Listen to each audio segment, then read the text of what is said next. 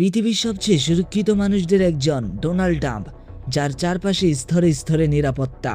নজরদারির জাল এতটাই ঘন যে একটি পাখিও যেন অনুমতি ছাড়া ঢুকতে পারে না। তবুও কেউ একজন সে অদৃশ্য দেওয়াল ভেদ করে ঢুকে পড়ে। কোল থমাস অলেন। নামটা সাধারণ, কিন্তু তার পদক্ষেপ ছিল ভয়ঙ্করভাবে অস্বাভাবিক। কিভাবে তিনি নিরাপত্তার প্রতিটি স্তরকে ফাঁকি দিলেন, কিভাবে পৌঁছে গেলেন এমন এক জায়গায় যেখানে পৌঁছানো পায় অসম্ভব। আর সবচেয়ে বড় প্রশ্ন, তৃতীয়বারের মতো প্রেসিডেন্ট ডোনাল্ড ট্রাম্পের উপর হামলার চেষ্টা, এটি কি কেবলই কাকতালীয়, নাকি এর পেছনে লুকিয়ে আছে আরো গভীর কোনো রহস্য? এই দাদার উত্তর খুঁজতে আসুন আমরা নজর দেই ওয়াশিংটন হিলটন হোটেলের দিকে, যেখানে লুকিয়ে আছে পুরো ঘটনার অদেখা সত্য। আমরা 3D মডেলের মাধ্যমে জানবো সেই ঘটনা সম্পর্কে। 25 এপ্রিল 2026, একটি রাত যা বাইরে থেকে একেবারে সাধারণ মনে হলো, ভেতরে ভেতরে তৈরি হচ্ছিল এক অস্বাভাবিক গল্প। এই ঘটনাকে বুঝতে হলে আমাদের প্রথমে ফিরে যেতে হবে এক মানুষের দিকে, কোল থমাস অলেন। জন্ম 11 এপ্রিল সাল 1995। দেখতে একদম সাধারণ, যেমনটা আমরা প্রতিদিন রাস্তায় দেখি, কিন্তু তার গল্পটা এতটাও সাধারণ ছিল না।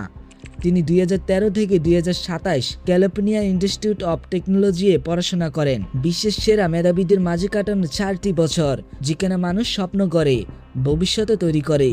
কিন্তু অলেনের ভেতরে ধীরে ধীরে তৈরি হচ্ছিল অন্য কিছু, নীরব, অদৃশ্য আর হয়তো বিপজ্জনক। প্রশ্নটা এখন একটাই, এই সাধারণ চেহারার আড়ালে ঠিক কী লুকিয়েছিল? হামলার প্রায় 10 মিনিট আগে তিনি তার পরিবারের সদস্যদের কাছে একটি লিখিত বিবৃতি পাঠান, যেখানে তিনি নিজেকে পেনরি ফেডারেল অ্যাসাসিন বলে অভিহিত করেন এবং গভীর ট্রাম্প বিরোধী মনোভাব প্রকাশ করে স্পষ্টভাবে বলেন যে তিনি প্রশাসনের কর্মকর্তাদের টার্গেট করতে চান। সে 2025 সালের আগস্টে আইনগতভাবে একটি শটগান কিনেছিলেন এবং 2023 সালে একটি সেমি অটোমেটিক পিস্তল কিনেছিলেন। উভয় ক্ষেত্রেই সে FBI ব্যাকগ্রাউন্ড চেক পাশ করেছিলেন। অলেন শুক্রবার রাত হোটেল রুমে অস্ত্রগুলো জোড়া লাগিয়ে অপেক্ষা করেন।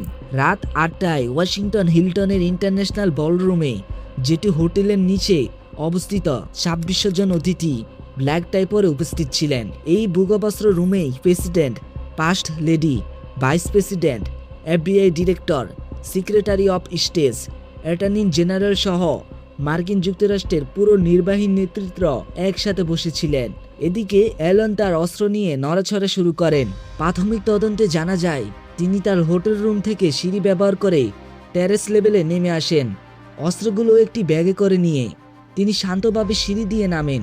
তিনি জানতেন চেকপয়েন্ট কোথায় এবং তিনি কি করতে যাচ্ছেন। হোটেলের লবি, করিডোর, মানুষের ভিড়ের মাঝে তিনি হেঁটে যাচ্ছিলেন, একবারে সাধারণ অতিথির মতো। কারো চোখে সন্দেহ জাগেনি, কেউ থামায়নি।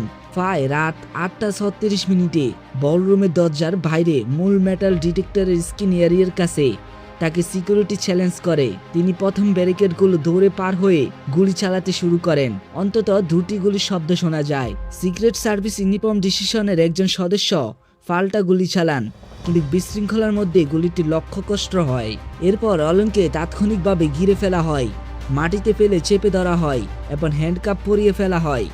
এসব হয় ম্যাগনোমিটারের ঠিক সামনেই। তিনি বলরুমের দরজা পর্যন্ত পৌঁছাতে পারেননি। কি ভুল হয়েছিল? বাইরে থেকে সবকিছু নিখুঁত লাগছিল, কিন্তু ভেতরে ভেতরে তৈরি কয়েকটা মারাত্মক পাক, যেগুলো একসাথে মিলে তৈরি করেছিল এক ভয়ঙ্কর পরিস্থিতি। লুপহোল 1, নিবন্ধিত হোটেল গেস্ট। এই পরিচয়টাই যেন হয়ে গিয়েছিল ফাস্টফুড।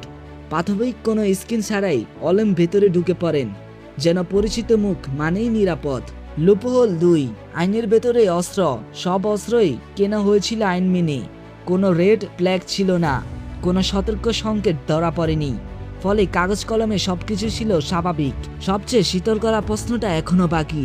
যদি সে চেকপয়েন্ট ভেঙে ভিতরে ঢুকে যেত, তাহলে সে পৌঁছে যেত একটি ভূগর্ভস্থ বন্ধ বলরুমে, একটা জায়গা যেখানে বের হওয়াই পথ সীমিত, প্রায় নেই বললেই চলে। সেই সংকীর্ণ বন্ধ জায়গায় একটি শটগান কয়েক সেকেন্ডেই যথেষ্ট হতো সবকিছু বদলে দেওয়ার জন্য। ভাবতে অবাক লাগে কতটা কাছে গিয়ে ফিরে এসেছে এক অদৃশ্য বিপর্যয়।